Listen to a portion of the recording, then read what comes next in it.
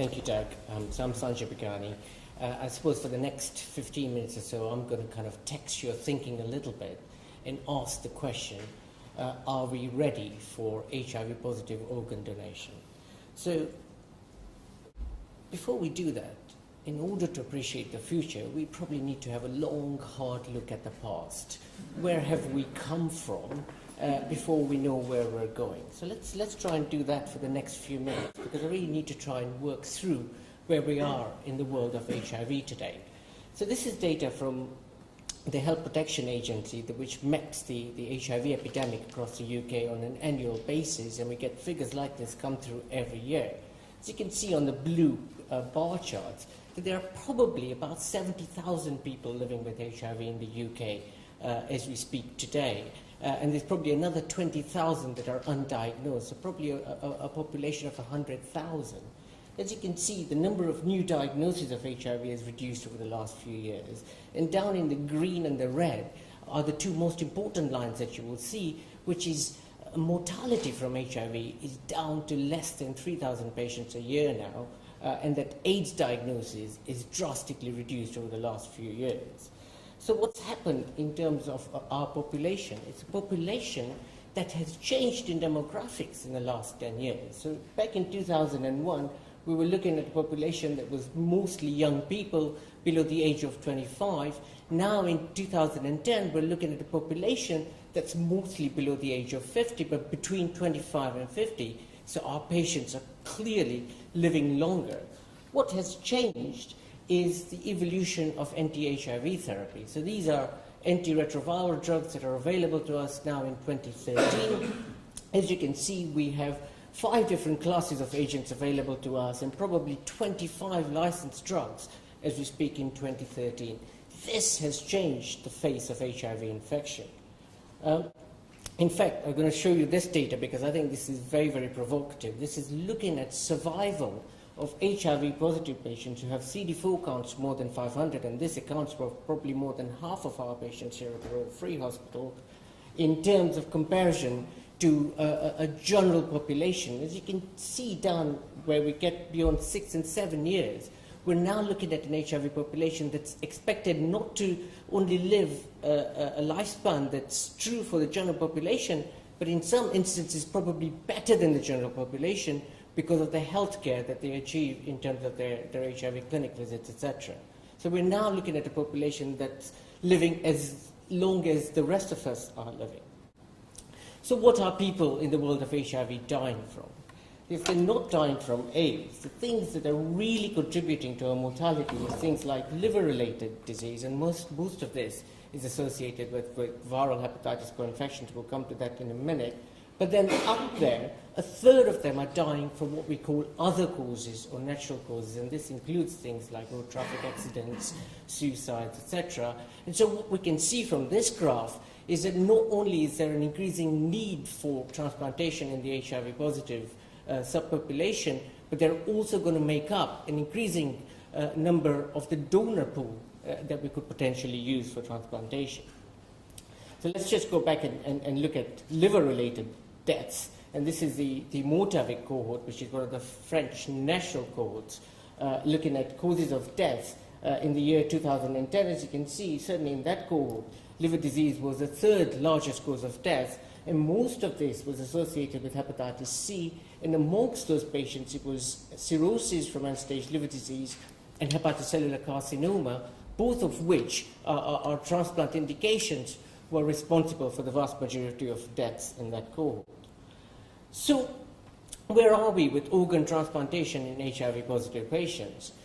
Here at the Royal Free, we've had experience of transplanting HIV-positive patients from sort of around 2000 onwards, and we've now probably got one of UK's largest experiences, both in terms of combining kidneys and livers, thanks to some pioneering work from our hepatology and renal colleagues. But the data I'm going to show you today is the so-called multi-site study from the United States, where between 2002 and 2010, with an NIH fund, they transplanted over 250 HIV-positive patients, 150 kidneys, and about 125 livers. And this is data in terms of patient survival and graft survival for the kidney patients. As you can see, certainly graft survival was pretty reasonable compared to the national registry, and patient survival was also pretty reasonable compared to the national registry.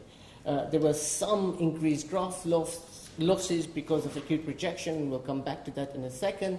But then when we start looking at liver transplant populations, there seemed to be an issue with those patients that were hepatitis C positive, where graft survival seemed to be a lot lower than those that were just hep C positive. If you then took away those that were considered to be highest risk, i.e. those patients with a low BMI and renal impairment, then there was equivalent graft and patient survival to those patients who are hepatitis C monoinfected. So the current scenario is that solid organ transplantation is a reality in HIV-positive patients. There's no increase in immune suppression associated complications, no increase in HIV-related morbidity and mortality. There's some increase in acute rejection episodes, and this is probably down to managing drug-drug interactions between the antiretroviral therapies and the immunosuppression therapies, although there may be some HIV-associated immune dysregulation as well. There's certainly some increase in morbidity and mortality in HCV-positive, HIV-positive liver transplant recipients, but this seems to be associated with some pre-transplant characteristics, so choosing our patients very carefully is very important, especially in terms of low BMI and renal impairment.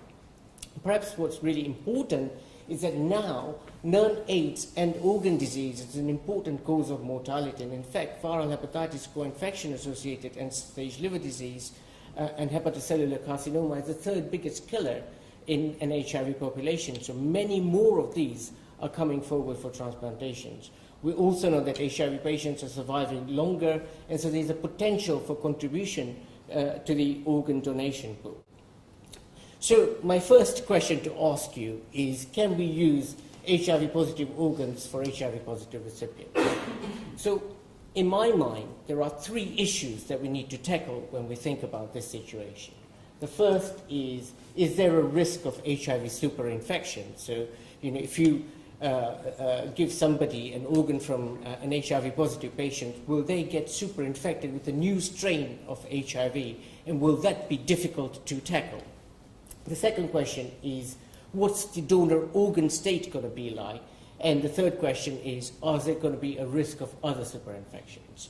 So let's look at the bottom two first. We know there is an increased prevalence of diabetes, hypertension, and cardiovascular disease in HIV-positive patients. We know that there may be a potential for drug-induced toxicity of potential transplant organs, and we know there's an increased incidence of non-AIDS tumors, and we'll need to be able to tackle that in terms of the donor organ state.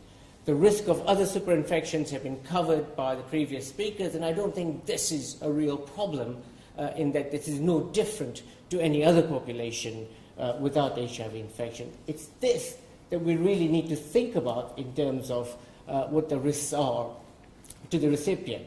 So there is clearly a risk of resistant virus superinfection, and we really need to think whether the recipient has treatment options in terms of their HIV therapy.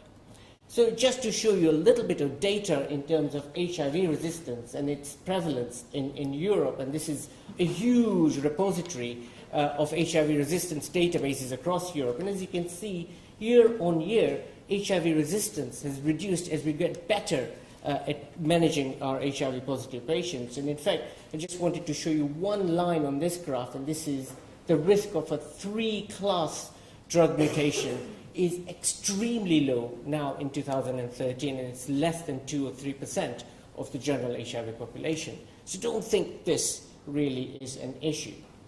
So is it a reality that we can transplant HIV-positive organs to HIV-positive recipients? And in fact, this has been done already. So this is a small series from the Groote Schuur Hospital in Cape Town, where access to renal dialysis facilities is extremely difficult. And this was a letter published in the New England Journal of Medicine a couple of years ago, where they got 4 HIV-positive renal transplants from 2 HIV-positive deceased donors. These were very carefully chosen donors who were not on ARVs, had no evidence of renal disease.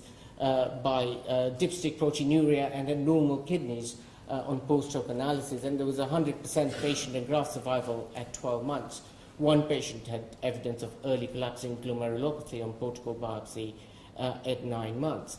And this issue has been vexing us for a little while now, and there's been a big lobby in the States to allow harvest of HIV-positive organs. And in fact, just 3 weeks ago, there was a bill to lift the ban on HIV-positive organ donation that passed through the Senate committee, and this is called the HIV Organ Policy Equity Act, or the HOPE Act.